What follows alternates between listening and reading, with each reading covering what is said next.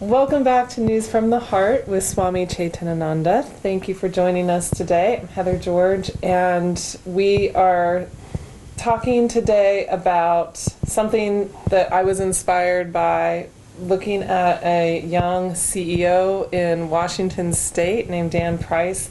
He has a credit card company with his brother. I think it's called Gravity Credit, something like that. And recently he took a salary reduction to give all of his employees. Everybody at every level in his company is now making $70,000. Pretty big, bold move. He's getting a lot of media coverage for it.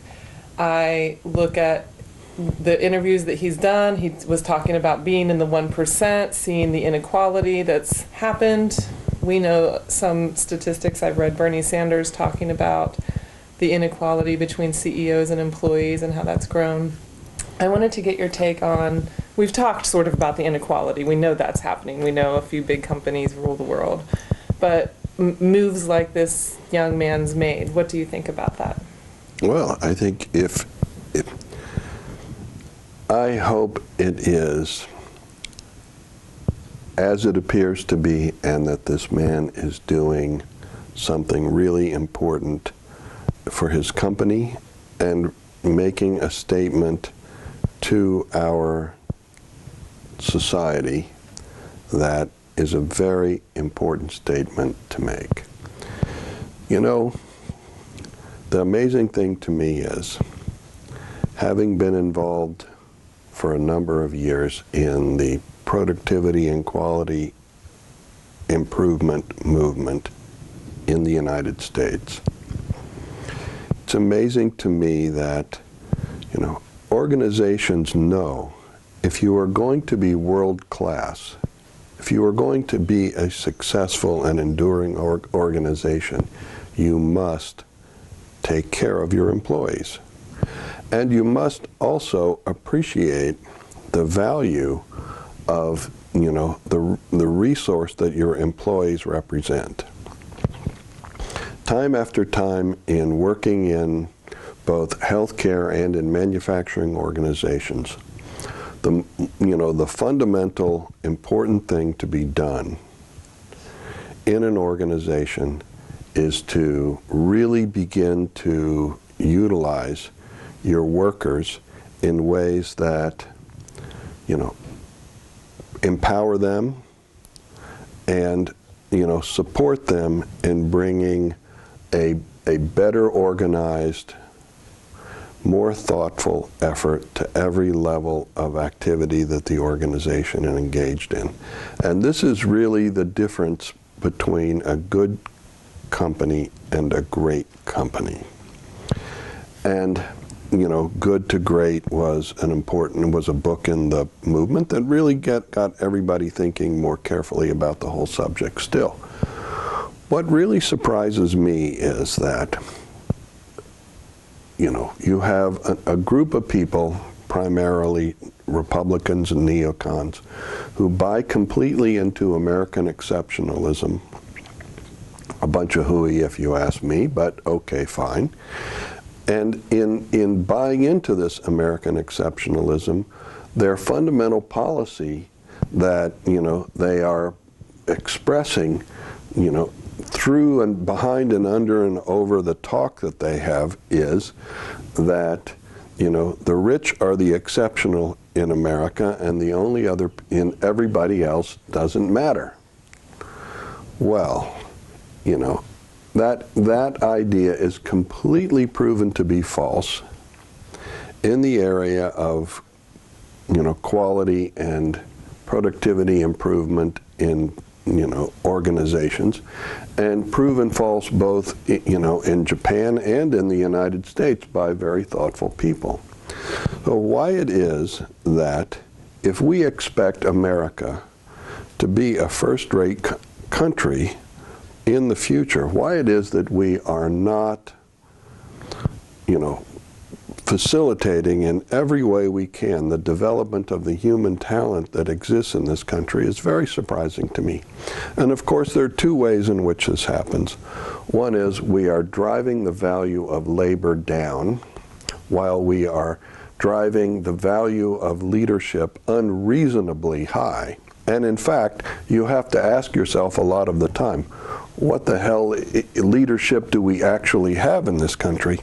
Because we have some really serious issues, like sustainability on every level, that our leadership is for the most part completely ignoring, even as we continue to, facilitate the emergence of serious and violent racial conflict in the United States. And, and facilitate the undermining of our whole public education system, which at one point was really good and now is essentially really terrible because we refuse to invest in its development. And so I think that Dan has done what he's done is incredibly commendable. I hope his company grows and prospers, and that this move that he's making benefits him, personally and spiritually in the long term. But I hope it continues to benefit all of his workers. Do you think it is a functional working model to do things like that? If more CEOs did that, it would solve a big problem? It would begin to solve a problem if CEOs started to be concerned more about the welfare of their employees and started to be willing to acknowledge the value of their employees to the organization that they have. I think their organizations would prosper, and I think we as a society would be highly benefited. And I also have zero optimism that that's actually going to happen, because the fundamental value that is being expressed in the United States today is that while we wave the flag and sing, our songs and and pat ourselves on the back for our greatness, what we really are saying in our behavior is we don't give a dang about America or the people that live in it. We only care about the profits that corporations make, for the most part, at the expense of the, impoverished peoples around the world who, should be benefiting from the resources of their country. And we are willing to send the American Army into any country on earth where we find resources, in play that we think we want to control over the long term. And we don't care who gets killed in the process, and we are definitely not going to take care of the people who we've sent into these remote places, like the Middle East or Afghanistan, after they come home damaged from their service to our country. So you're not optimistic that what Dan's doing is creating a window for a shift? Here's what I think. I think that there are a few places where, some kind of cultural shift is already in the making. And I think Washington State and where we live here in Oregon State are two of those important places. And, interestingly, on the completely opposite end of the spectrum, where I grew up and went to high school in Indiana, seems to have actually by now bottomed out by making the stupidest and most blatantly disgusting display of bigotry that we've seen so far, and then being called on it so heavily by a lot of, of significant corporations that they had to retreat and bury their tails in their butt. So, maybe I think there is a cultural shift happening in the United States. I think the drought in the southwest quadrant is a powerful force that will continue to impact us for a long period of time. And I think that, here's what I think at the core of it.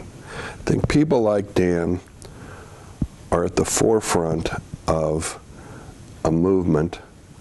You know, he is a leader in his own area who's beginning to take responsibility for the sustainability of his company in the future.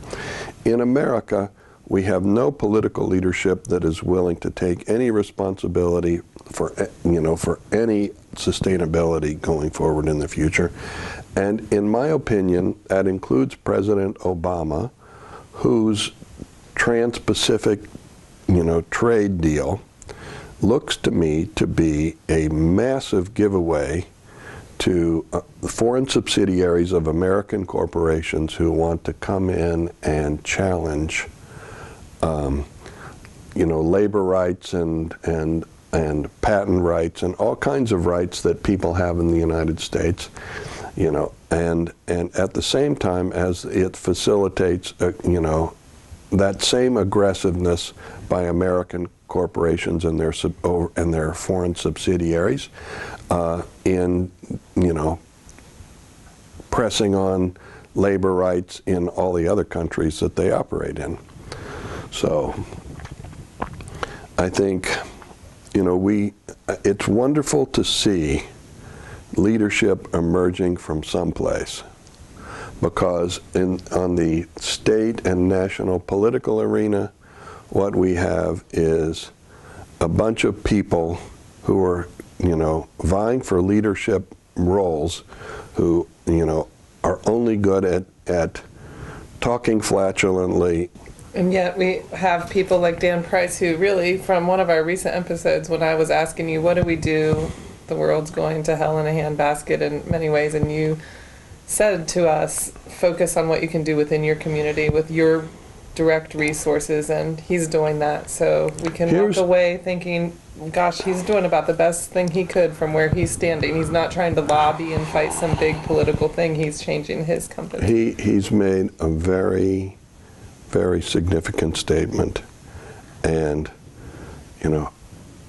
I hope that other corporate leaders in the United States hear it, because as we were talking earlier and off camera, the multiplier between a CEO and a worker, an average worker in a corporation in America today, has gone from 20 times. In 1960 or so, a corporate head expected to make 20 times what the average worker in his company made. Today, a corporate CEO is paid 300 times what the average worker in a company is paid, and that differential basically, expresses the whole problem with the whole problem. Well, with the vast distinction in income inequality and the ways in which we see that our leaders are so dependent upon the money from the very few that they are totally willing not to speak to any of the issues that affect the whole country for the sake of allowing the few to resolve their own problems and take care and ensure of their own future before they even begin at all to consider how those choices are going to impact the choices that need to be made to benefit the whole. Well, I'm appreciative of the few out there in the 1 percentile that are doing things like Dan is doing, and if any of you out there can make grassroots changes in your companies and worlds, great. If you're part of the 99%, like Swamiji's saying, maybe we're not too optimistic that there's going to be a change for everybody, but hopeful we each do what we can. And inequality is something that we start changing right here, right now. It's so true. It's the way we have to do it. So thank you for joining us. Always nice to hear some good news, and that's why we're doing News from the Heart. Thank you.